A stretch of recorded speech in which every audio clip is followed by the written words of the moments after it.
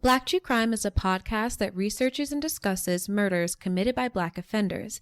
It is a podcast that anyone and everyone is welcome to enjoy, but it may not be enjoyed by anyone and everyone, so listener discretion is advised. Now, without further ado, this is Black True Crime. Do not go gentle into that good night.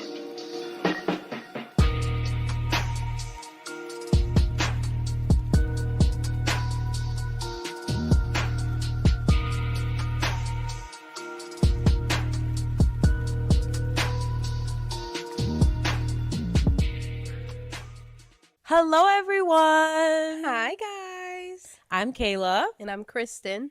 And I'm Mama Nikki. And this is Black True Crime. And if this is your first time here at the show, friend, welcome and hello. Come on in, have a seat. We're all here today, so it's going to be a party. Mm-hmm. A party. I like parties. And this is the perfect party case because a lot's going on.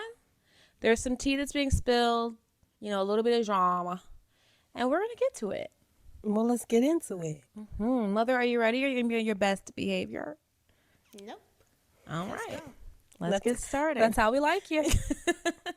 Raw and unthawed. Okay. Let's do it. On July 4th, 2009, a famous athlete was shot 4 times in a condo that he shared with some friends and always felt comfortable at. His death shocked the people closest to him and the fans that had grown to love him. And what was the motive behind his murder? A tale as old as time. So join us as we discuss what led to the murder of NFL quarterback Steve McNair. I knew he looked familiar. You don't know nothing about no football. I know last name McNair. And do. Okay. And he cute. Oh, he's... Rest in peace. Rest in peace, Steve. When does that happen? We'll get to it, Mom. Okay. Alrighty, so Steve Latrell McNair was born on Valentine's Day in 1973 in Mount Olive, Mississippi. Dang, Ma, he close to your age. He close your daddy age 3 days after. Wow. Yeah, literally. He was actually born in a small house with like a tin roof. So it was, you know, a rough situation, but he made it. Humble beginnings. Very much so. Mississippi, a southern boy. He grew up with 4 brothers, Fred, Jason, Michael, and Tim. The Brady Bunch. I was about to say, it's just a good old Brady Bunch. Steve always gave athletic, and when he started his freshman year at Mount Olive High School in 1987, he started playing basketball. We're playing basketball. He looks like a basketball player, but he got a thick neck. Yeah, he got football neck. Mm-hmm. Baseball. Ooh. And football. He was an all-star. And he ran track. Wow. Right. And he was a beautiful smile. Gorgeous smile. And he was literally good at all of it. That's like Deion Sanders. He was all around. He played everything, did everything. Shout out to Deion. Mom, what you know about Dion? I love Coach Prime Time. I love Coach Prime Time. You missed it. She was dancing. Oh my God. I have to just put this in a better position so you can see her. Shout out to my handsome granddaddy that I claim. Okay. It just always remind me of somebody that's like familial. Yeah, he get my Uncle Benoit kind of vibe. He really kind of do with the big He nostrils. All right. Yeah. I like him. Okay. During his 11th grade year, he led his school to the football state championship. Steve! Go ahead. In 1991, he was drafted by the Seattle Mariners, which is a baseball team. Oh my God. Yeah, MLB. He was offered a scholarship to the University of Florida to play the position of running back, but he wanted to be a quarterback instead. So he ended up going to Alcorn State University, which is an HBCU in Mississippi. And that's on her. Yes, on period. Because like also that's his hometown too. He doesn't have to go too far from his family. And he gets to play the position he wants. At a HBCU. Shout out to the HBCUs. Shout out to the HBCUs. While playing in college, he set records. He was recognized as an All-American multiple times. He was that guy. He also found gifted. He was. He also found time to become a member of the Omega Psi Phi fraternity, and he took it seriously enough to get Omega Man tattooed on his arm. I don't really agree with frats and sorors. Don't come for me, black folks. Do not. Don't okay? come for Everyone me. has their preference. But go ahead, Steve. Fast forward to 1995. Steve was the third overall pick in the NFL draft that year. Oh my God. And he was drafted by the Houston Oilers. All right, all right. He was signed to a 7-year contract and became the highest drafted black quarterback in NFL history at the time. This is humongous. Yeah. We all know that they didn't think we were good enough to be quarterbacks until not too recently. Which is so He crazy. is so handsome. He looks He- like somebody from today. I'm telling you, he looks like he's like with the times. Well, he Right, only right. died a little while ago. Well, you didn't tell us when, so we're just shooting off the hip at this All right, point. All right. Well, yeah, he's a nice looking man. But although he made history during the draft, he didn't really get to play until the last 2 plays of a November game against the Cleveland Browns. He played for a short period of time and a few more games that year, and it wasn't until the 1996 season that he got a chance to start a game against the Jaguars during week 15. Run it up. You know? Okay, okay. His 1997 season was his first season as a starter, and although their record was 8-8 for the season, so they won 8, they lost 8. If you guys don't know what that is, Steve had only 13 interceptions, which was the lowest number in Oilers franchise history. Whoa, he's like trying to put the team on his back. That same year, after the season was over, Steve married a woman named Michelle on June 21st, 1997. Yay, we love. Go, Michelle. Go, Michelle. Got you a fine one. All right. Well, let's check her out first. I don't know. See what she got going on. The couple Did he had go purchased. white or black? Because you know, Mom. the players. Oh, this black She- true crime. We talk the truth. She was a sister. She was a sister, so don't miss well, her. Go, Michelle. All right. And if Look she- at Mom. I'm over her. And if she was white, that's all right. That's all right. It's all right. It's all right. But I'm just trying to see, because you know, when people get football players, and especially our brothers, they forget the mothers. They forget the motherland. I mean, it's history is playing. I mean, I love all people, but I'm just trying to see where he's coming from. Anyway, go ahead. The couple had purchased a farm in Mississippi, which I love, and split their time between there and Nashville, Tennessee, because the Oilers ended up leaving Houston and going to Tennessee in 1999 and changing their name to the Titans. Ooh, he's a titan. So he's a Tennessee Titan. Steve had 2 sons by 2 other women before he married Oh. Michelle. Ooh, Yeah, this is Steve. that's Steve. Steve, he grown man things. Steve, what he said, girl. Kristen. Lord help us.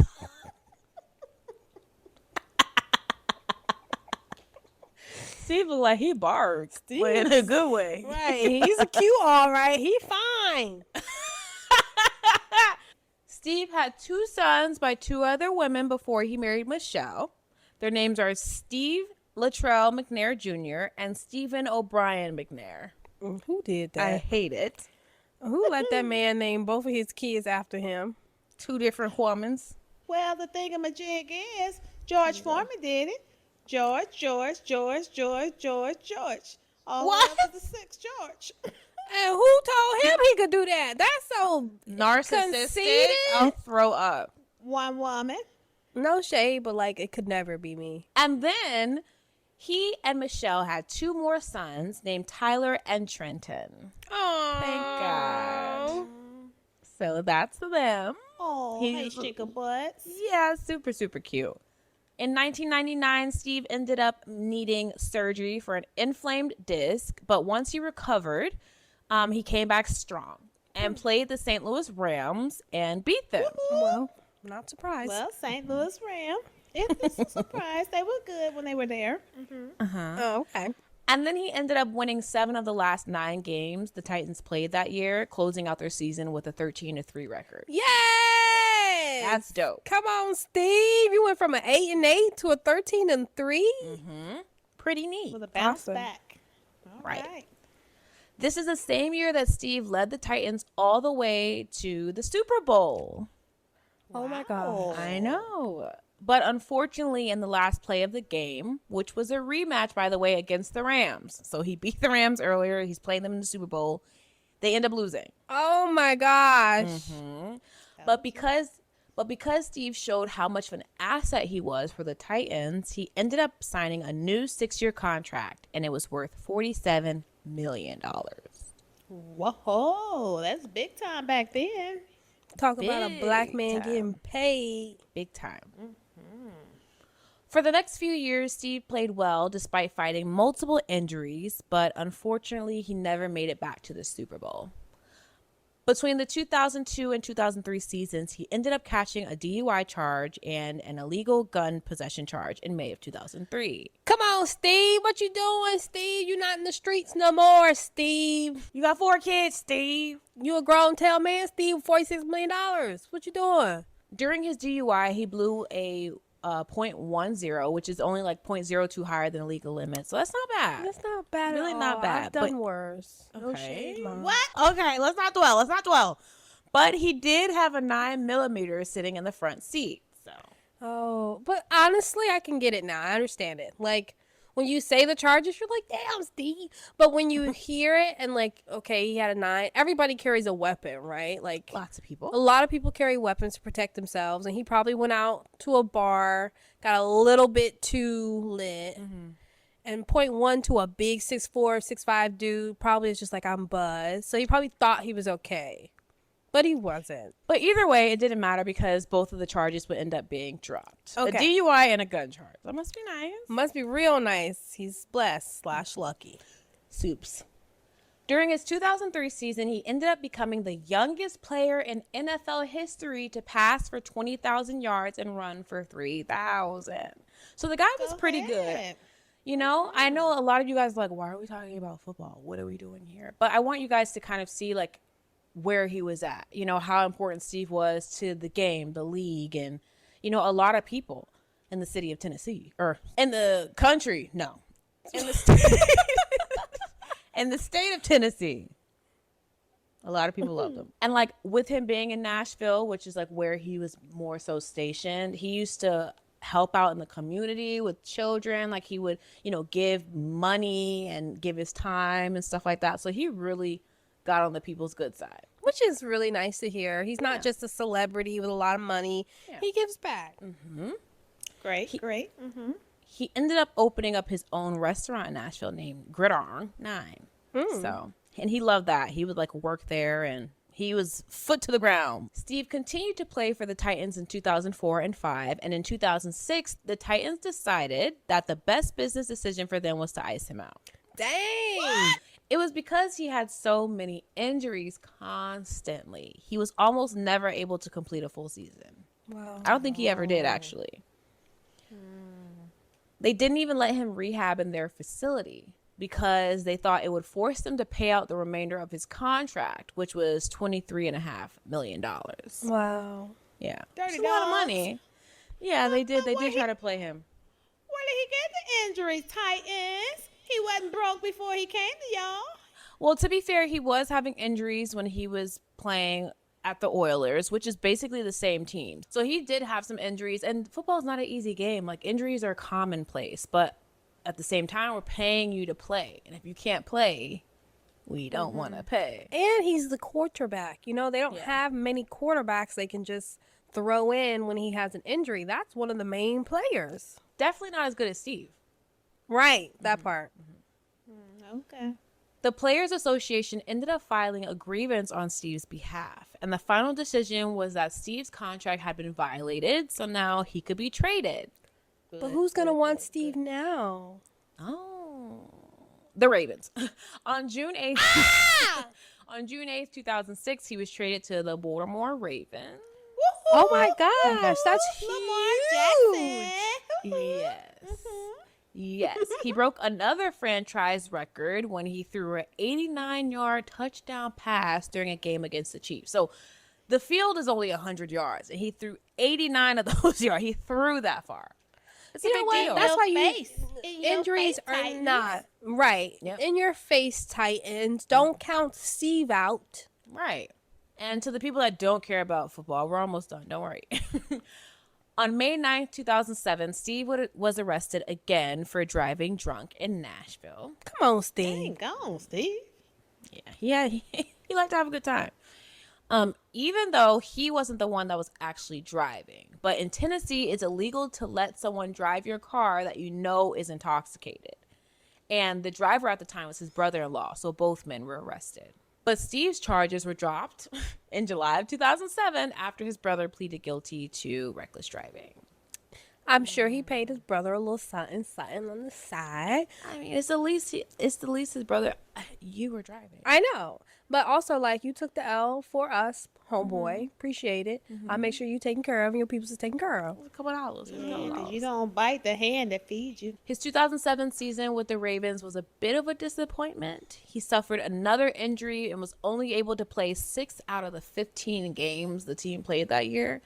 And at the end of the season, after 13 total in the NFL, Steve announced his retirement. Thank God, Steve, because at this point, your body is screaming at you. It's Yeah. telling you, I need a break. Yeah. Yeah, So I'm doing glad too he much. listened. Slowed up. Yeah. So that was April of 2008 when he announced his retirement. The Titans posthumously retired the jersey number in 2019. So his jersey number was 9. And they retired it, which was a big deal. He was inducted into the Black College Football Hall of Fame in 2012 and the College Football Hall of Fame in 2020. And again, these were honors that he was given after his death. Oh. Oh. Because on the 4th of July of 2009, so this was like a little over a year after he officially retired, Steve McNair was found murdered in a condo in downtown Nashville. Oh, my God. Yeah, so we're about to get into it. You're going to find out, Mom. You're probably going to like, Mom, she's always going to throw a guess out there. And it's we probably welcome it. right. Yeah, we welcome it. On Saturday, July 4th, 2009, 911 dispatchers received a call about a man who was deceased inside a condo on Leah Avenue. And the caller urged police to get there ASAP. When investigators arrived, they found 36-year-old Steve laying back on the couch suffering from multiple gunshot wounds. Oh, no. Yeah. According to the medical examiner, Steve was shot twice in his chest and twice in the head. Oh. Oh. Yeah. Boom, boom, That was boom, personal. boom. Oh, yeah. It was Yeah. definitely personal. So it seems like he was actually shot in his head first, and then the person shot him in the chest. Wow. Yeah. So it seems very like vengeful, evil, targeted, all of the above. Yeah, they want to take him out, make sure he was dead in the head, and then they went for the heart because he had broken somebody's heart and they wanted to kill his. Go ahead. What? Well, dang. Okay. All of that. So she knows everything. And that was the case, y'all. Thanks for listening. Okay. This is sad, Mom. So the news about Steve's death spread like wildfire. Steve's wife and family were completely blindsided and understandably devastated. The Nashville community was grieving as well. There were people on the street that were interviewed about his death, and they were literally in tears. Wow. People of all shades. Okay. Yeah. They talked about how much he helped the youth in the community and how much he gave, his time, and like he just genuinely loved them, and they felt the love, and it hurt them that he was gone. Wow. Titans owner Bud Adams released a statement saying, quote, "We are saddened and shocked to hear the news of Steve McNair's passing today. He was one of the finest players to play for our organization and one of the most beloved players by our fans. He played with unquestioned heart and leadership and led us to places that we had never reached, including our only Super Bowl." Oh my God, that's beautiful. I would cry. Our thoughts and prayers are with his family as they deal with his untimely passing. So why you trying to jip him out 23 million? Listen, business is business. Okay. The Titans held a 2-day memorial at LP Field on July 8th and 9th, and fans came to show their respects. There were like books there where fans could write notes to his family and just like say what he meant to them, and the books were given to his family later on. I thought that was beautiful. Yeah, it was very. And then at the memorials, they played like highlights from his career. Oh, Steve. Thoughtful. I know I miss him. Mom, but I miss him a little bit too. Actually, do I miss him? I don't know, because we're gonna get to it. Steve was a piece of fucking work.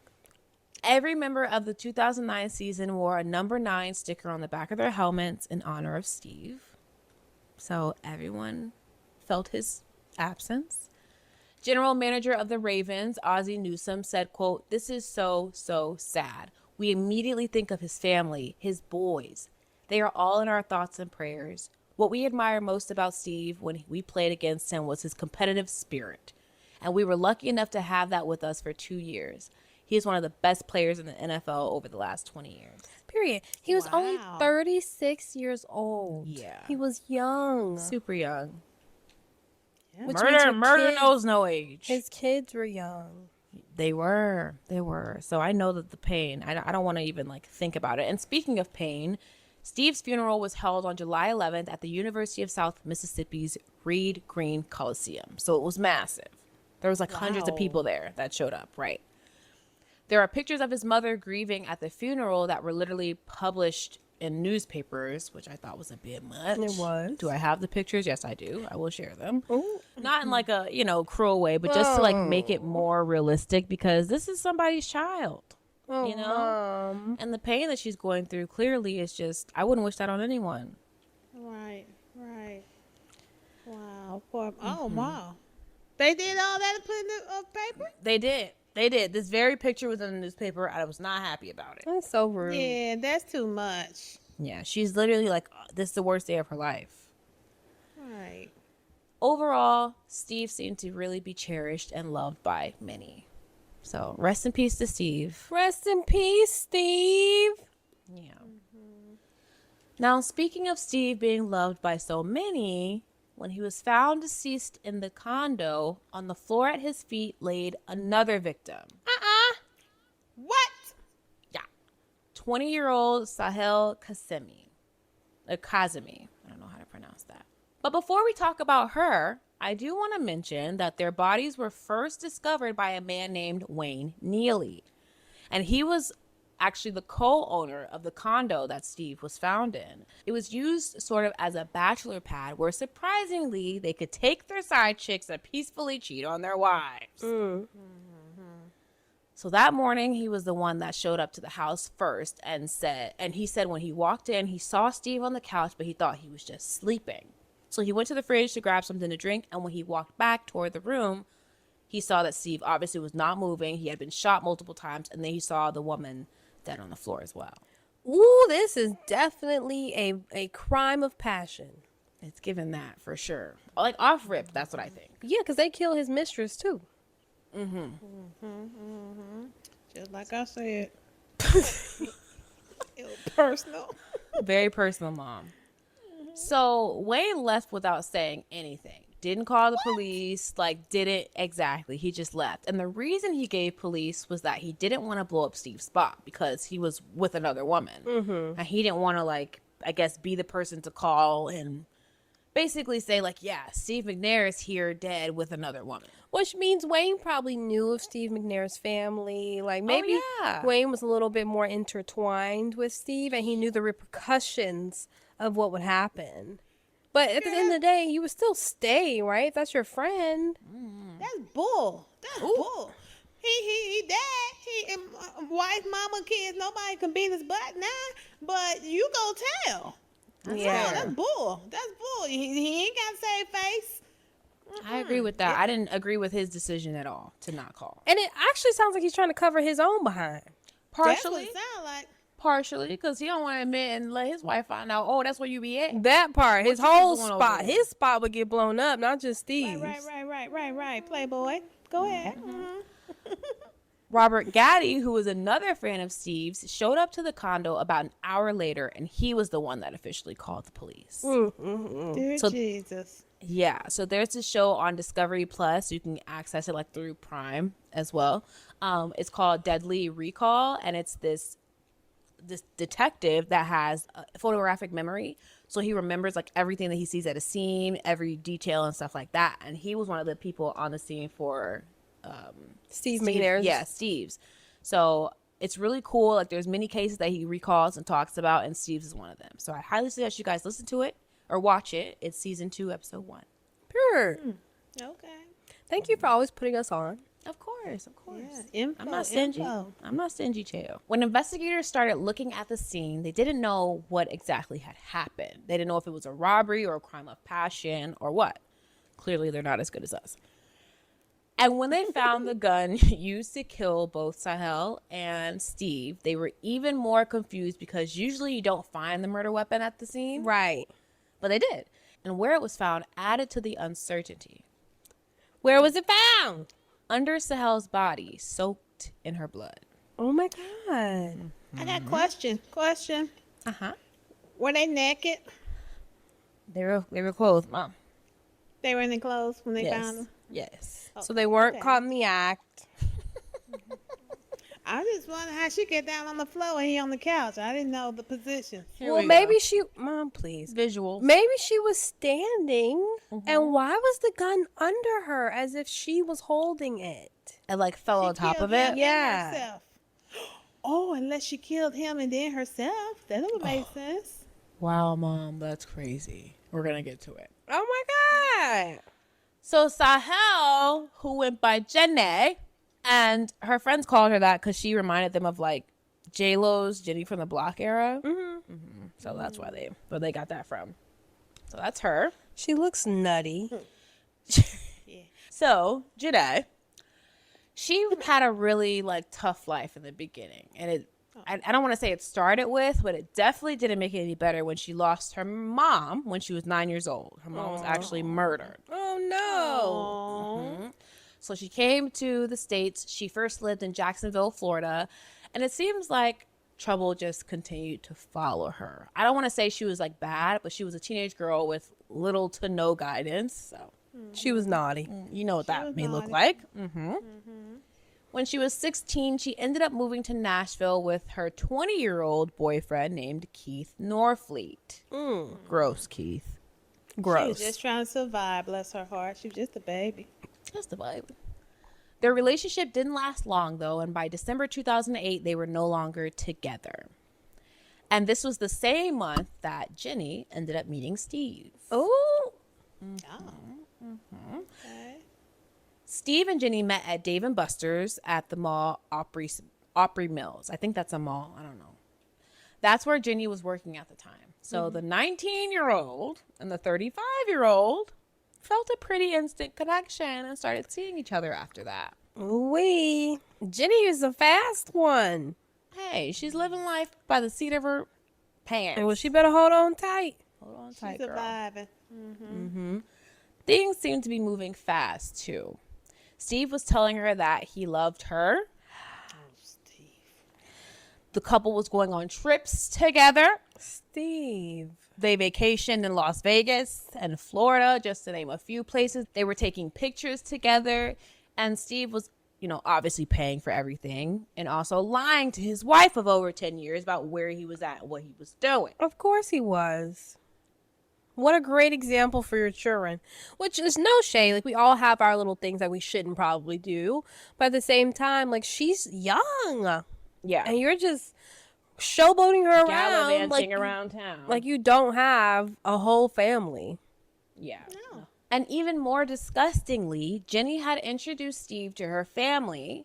And Jenny told her close friends that she had even gone to Mississippi with Steve to meet some of his family members. Lord have mercy. What? That's The family it? members of a married man. AKA some niggas and his family. that part, Pooh, that part. Like, to be fair, you can't trust family members. They're just as doggy as, Right. as the man. They They'll sure lie are. and play like, oh my God, he loves you, girl. He's never felt like this about anybody.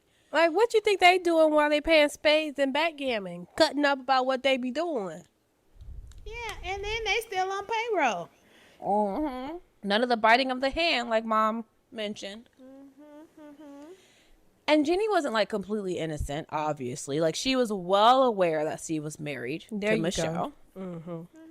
But in true lying trash man fashion, Steve was telling her that he was about to divorce his wife so they could be together forever. Wow. I think a lot of people think their lives will not come back to them. It's giving it's gonna come back to you, Steve. Well, we already know that he did. Ooh, well, he don't know that yet, Mom. Hold on. Oh, okay. Oh, that's where we He come don't from. know that yet. Okay, Pooh, sorry. And according to one of her friends, Steve had personally told that friend that he planned on marrying Jenny, and soon. Like, he was like, I can't wait to start my life with her. You guys are all going to be in the wedding. This is what he was telling people in her life. Pretty sick. Yeah. Well, I got a story to tell. Tell it now. This episode is sponsored by BetterHelp. We cannot stress enough the importance of mental health, okay? And I know for some of us, it's easy to manage, like just doing self-care things, every now and then for yourself, or meditating and stuff like that. But for some of us, we need to dig a little deeper. I've been in therapy for the last month and a half, and it's done me so much good. Even just my ability to communicate with people, my partner, it's definitely been a positive addition to my life. And if you're in the same boat as me and are looking for a little bit of help of just navigating life and your own feelings and your own thoughts in a healthy way, I highly suggest trying out BetterHelp. Visit betterhelp.com/blacktruecrime today to get 10% off your first month.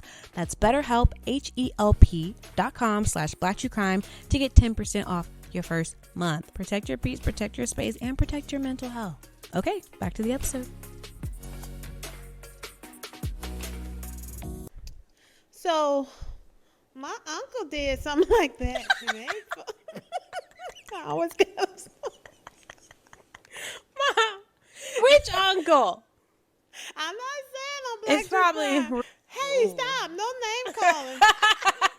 No name calling, but it's his name. Right?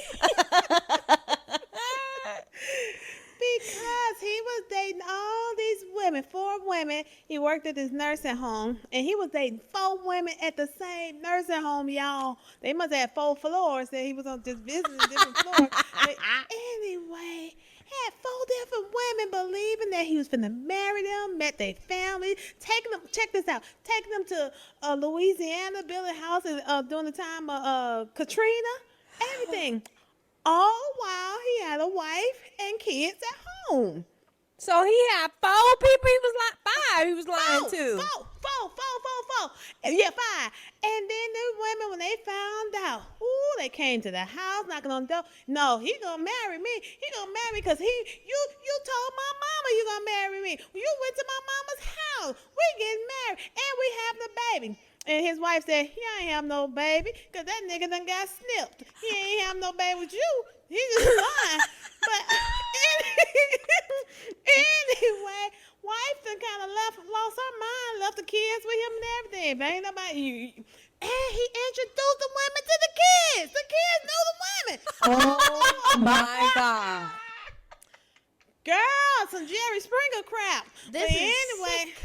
So this sickening. could happen. This could happen, y'all. This could Man, happen. he's every still day. alive? I know. But this dude was true to the game. He had 4 women. 4. 1, 2, 3, 4. Wow.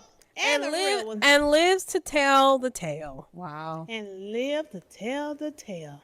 God works by in the- mysterious The ways. grace of God. Shoo, and He ain't got the wife no more. They best friends now, though. the Lord has no His new respect wife. of persons, because if he had a respect of persons, it probably would have been a different outcome for that man. I'm telling you, but he broke some heart. It was sad in the end, though, because them women was convinced that they was getting married and have babies and everything, and none of that was true.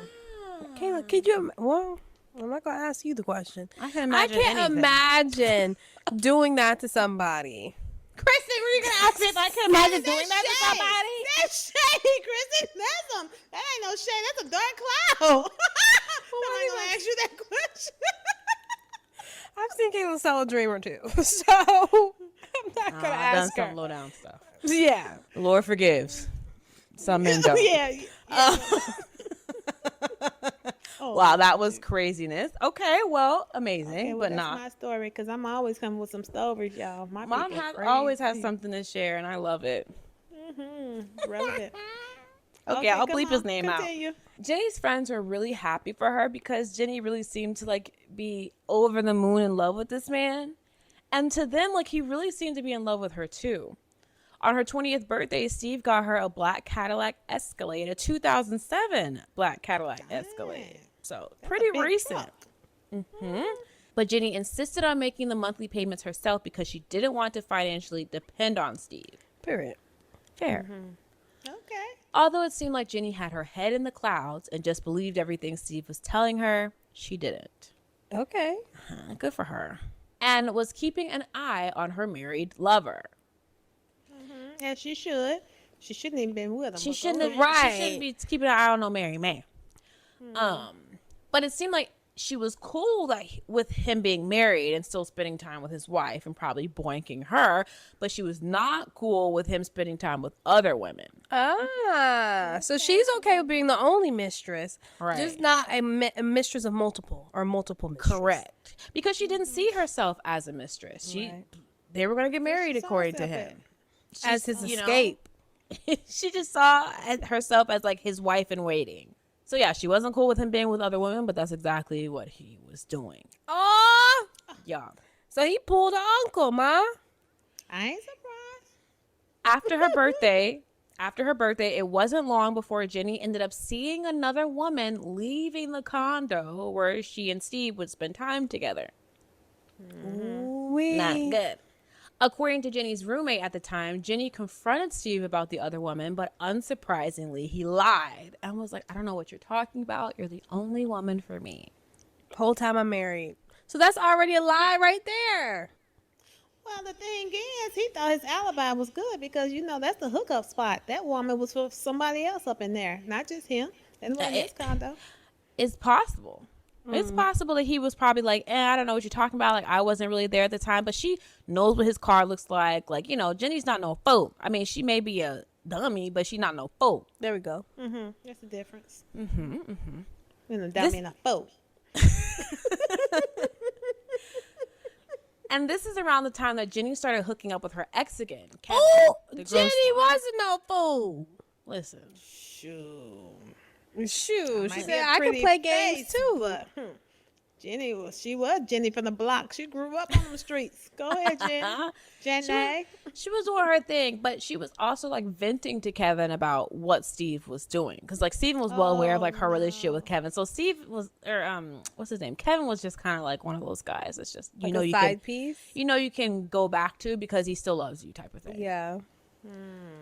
According to Kevin, Jenny told him that, quote, I know the truth about what he's doing. He's been lying to me the whole time. And was. And is and will always lie to you. Because And the she fact shoulda that known it. the fact that she thought she was special is like what makes me sad. That's the thing that sucks is because he made her feel like she was special. Yeah. Just like I'm sure he made his wife feel like she was special at some point.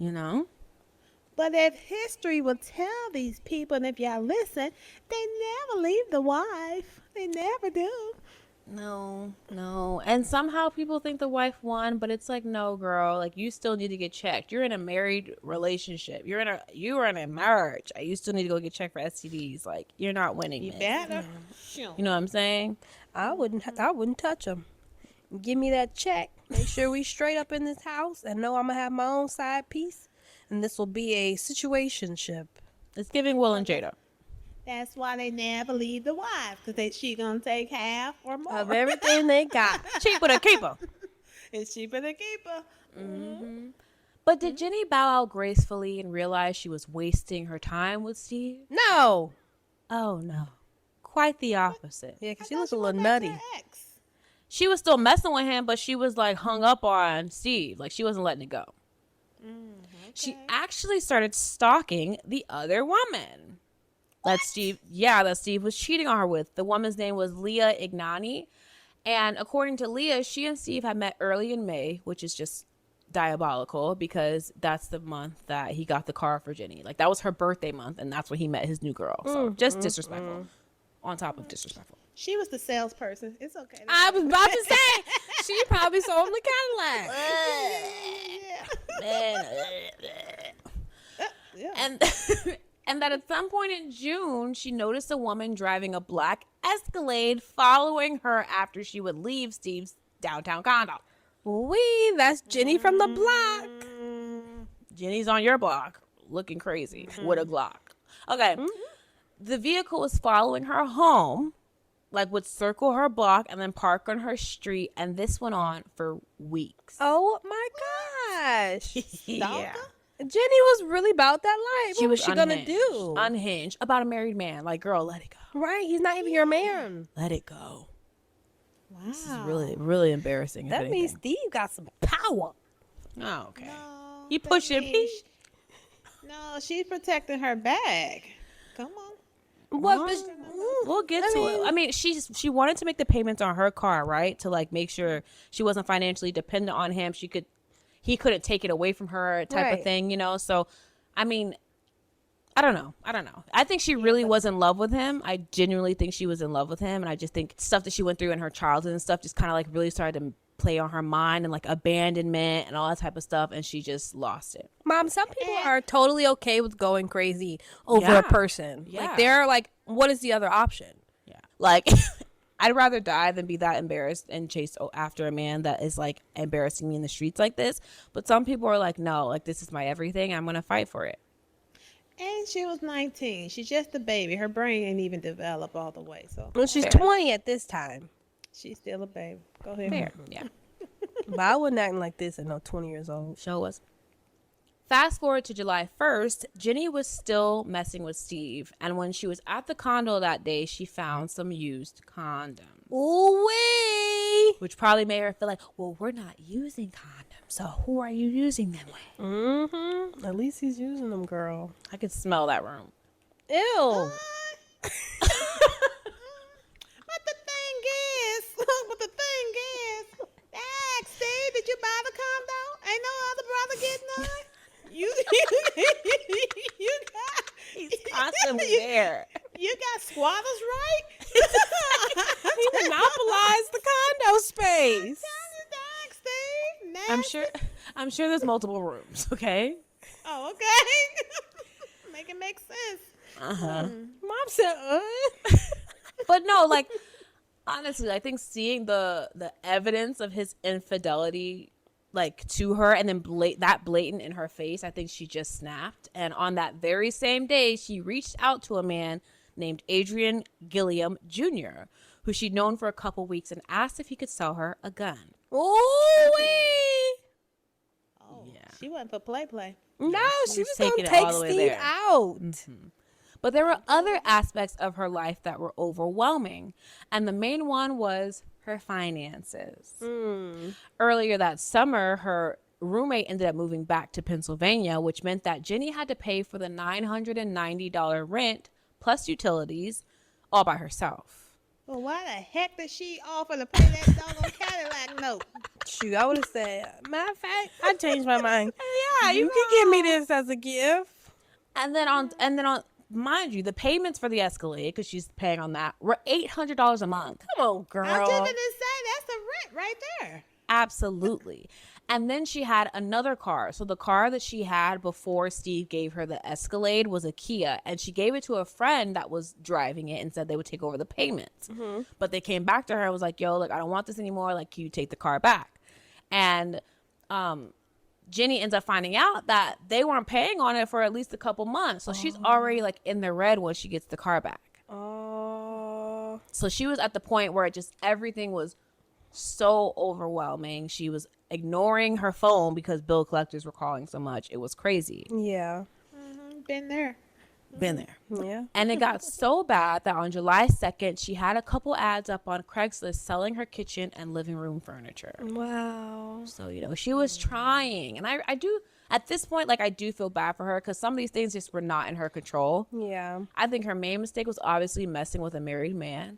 But also, if he's going to give you something, girl, let him pay for it. Let him Like, pay that's for not- it. Don't put that on yourself to prove a point. Right. Who are you proving it to? Him? And didn't then, care.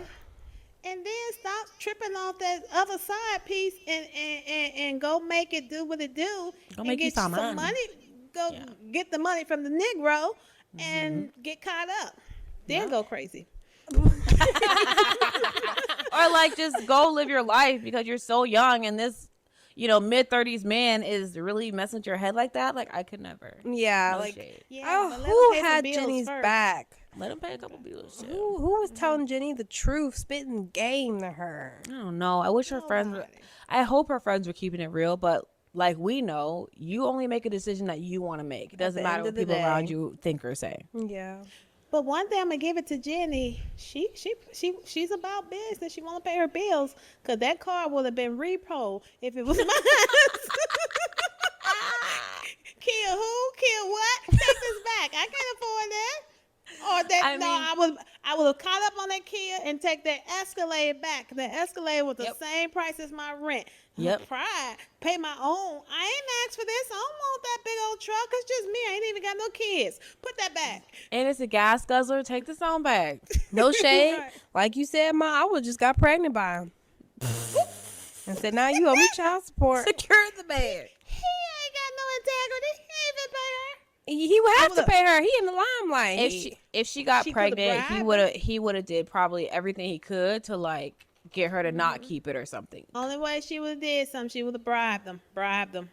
And he And I then won't she tell your may- wife. But say then she may be the one that's On the other end gone. of it. Yeah, literally the only Right. one gone. Kevin apparently let her use his computer to post the ads, and he later told police that, quote, I know she was stressed out. I know Jenny. And she's never been stressed out like that before, end quote. So, dark times, man, dark times. The same day, Jenny used Kevin's computer to post the ads. She met up with her man, Steve, Ooh. community Steve, at Corner Pub, which was a downtown sports bar. And a little after midnight, she ended up being arrested. Oh. Because she refused to take a breathalyzer test when she was pulled over because she was driving and she gave a little intoxicated. Jenny was taken to jail while Steve and the friend were free to go. Wow. So now she's going to jail over this man. Man, Steve got 9 lives when it comes to that drinking thing. He ain't got And arrested Jenny's- not one time yet. Jenny probably feels like, wow, like this piece of loving. Like, he literally just let me sit in jail. Well, okay, so he didn't. Jenny begged Steve to come to the police car to talk to her before she was taken to jail. Like, she was like telling the police officer, like, please just tell him to come here and stuff like that. And Steve would not come. But he did bail her out. Like, he paid for her bail. Okay. But he didn't go get her. And that really made her mad. Later that day when she saw him, she was really pissed and was like going off of him. Like, why did you come get me? And he kind of brushed it off and was like, we'll talk about this later. Shoot, you got a wild one. You don't even know. You don't even know. There's a look in the eye. Like, I'm looking at her right now. I'm like, bro, like something's off. Like, she's cute and all, but there's a little Right. glint in her eye that's like, don't play with her. Because she's ready to lose it all. I'll chop your body up. She ain't she's not for play. And why couldn't he pick her up? Because he was at Leah's apartment instead. Ooh, he has moved on. Like, Wow. but that's not what he's telling her. We're gonna get to it.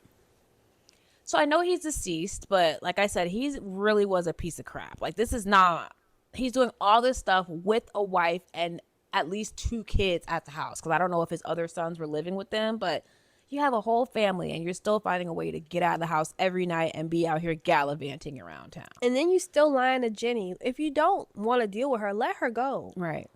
That But I don't part. think that's what he wanted. I think he still wanted to deal with her. I just think it was getting to the point that it was maybe a little heavier than he wanted. Yeah.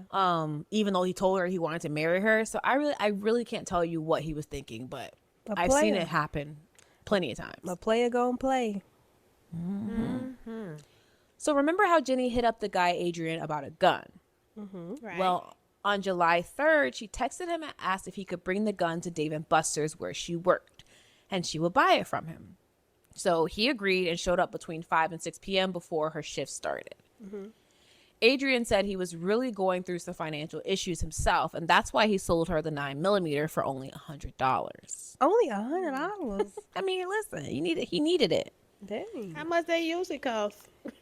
I mean, Like, between like 2 $250 and to 7. I mean, $5. it can get really expensive, but like the cheapest I think you'll get is maybe $250. And that's like nowadays. So I don't know. It just depends.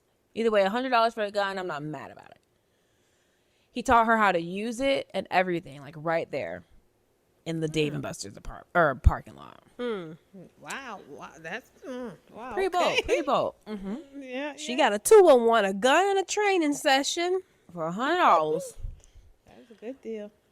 Investigators had a feeling that when Jenny purchased that gun, she wasn't purchasing it for protection. No.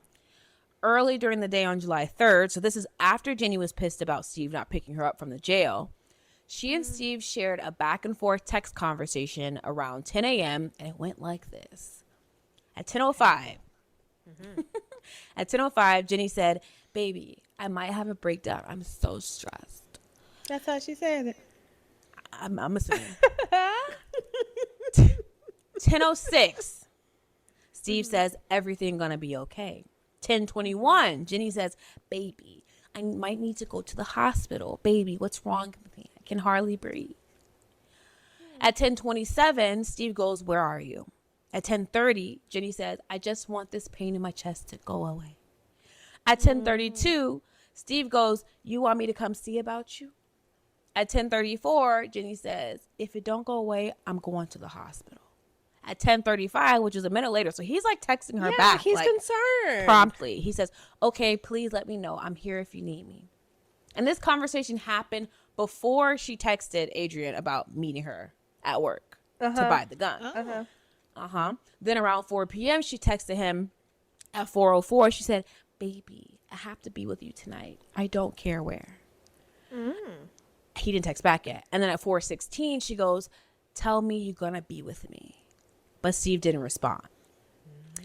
Ooh, this is juicy. After she purchased the gun and at the end of her shift that night, she told her manager, quote, "My life is just shit and I should end it."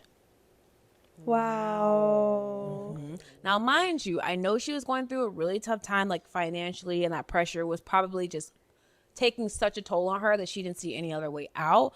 But she had help. Like when she told Steve about her financial problems, she asked him for $2,000 to like help her, get caught up and stuff. And he sent it to her. Oh, okay. He gave it to her. And not only that, he told her that she could move into the condo where he had been freaking and yeah. He said she could move into the condo so she didn't have to worry about like paying rent and stuff like that. He had love for her. What the heck? Yeah, he was just not a one woman man, clearly, but he cared about her, I think. But she wanted more. She wanted everything. She wanted his she all. wanted what he promised her in What the he beginning. promised her, exactly. And Gross Kevin, who was working at White Castle at the time, by the way, he was like White Castle. not mad at it. Please. He was even looking to open a line of credit under his name for her to use to pay for some of her things. A man working at White Castle is like, "I'm going to give you a credit card that I'm going to pay on with my salary so you can go and like be okay." And then he even offered to let her move back in with him and then take them on a vacation so she could like relax and not be so stressed. Wow, she had men in her life. What White Castle was paying back then?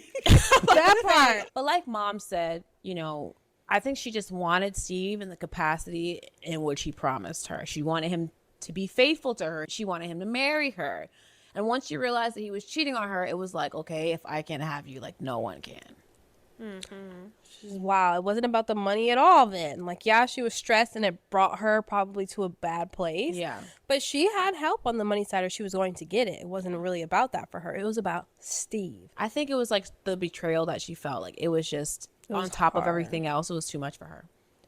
Right. So on the night of the 3rd, Steve was at home with his family and put his children to sleep around 11 p.m. He then texted Jenny and told her that he was on the way to the condo. And I'm not sure if they were intimate or anything, but at some point, Steve fell asleep, leaned back on the couch.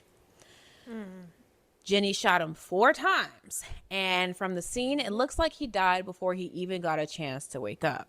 Oh my Which is like a saving grace to where like you didn't see who did it to you. You didn't suffer. Like that's the only positive I see there.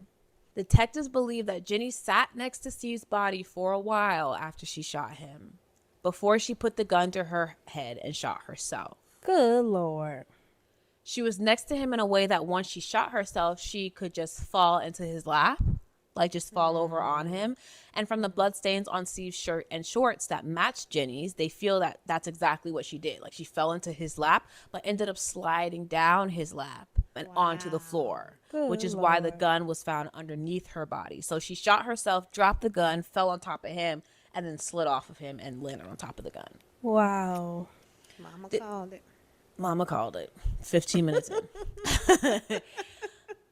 Detective McCrary felt that Jenny was very intentional with the murder-suicide plot she'd planned, saying, quote, "This certainly looks like an attempt at posing. I mean, she's dressed in all this pink, which is very feminine and all of that, and trying to have her body on his. It is as though it's a symbolic kind of possession. This guy is mine. I'm on him." And till death do us part. And matter of fact, it wasn't even them parting in death. It was like we went like together. Yeah, rooting them together. No. In the ultimate game plan was to show everybody, Yeah, hey, this is my guy. we were together. Oh You know, my no question gosh. about it. No question about it, no guessing. We Yep. were together. Yeah, That's She was sending insane. a message. she absolutely was, to that Leah chick and probably Michelle too. And used her own life to do it. Used her own life to do it. Actually, like, that is terrifying.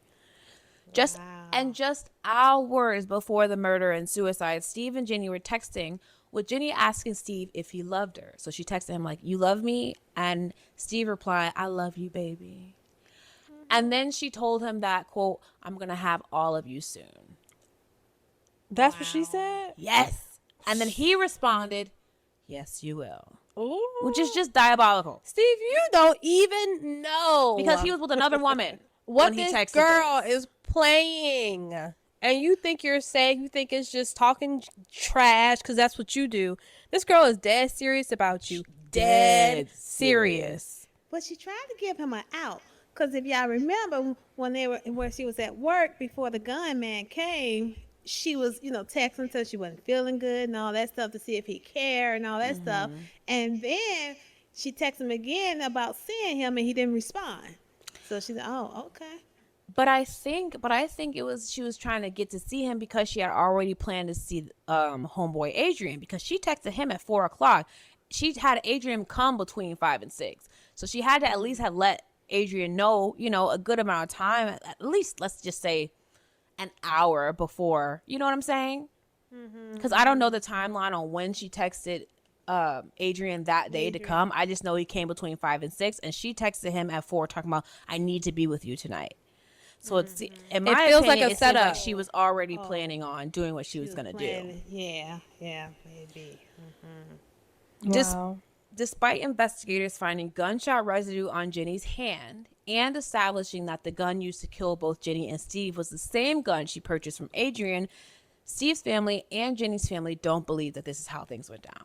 And they feel like that someone else had to be responsible for the murders.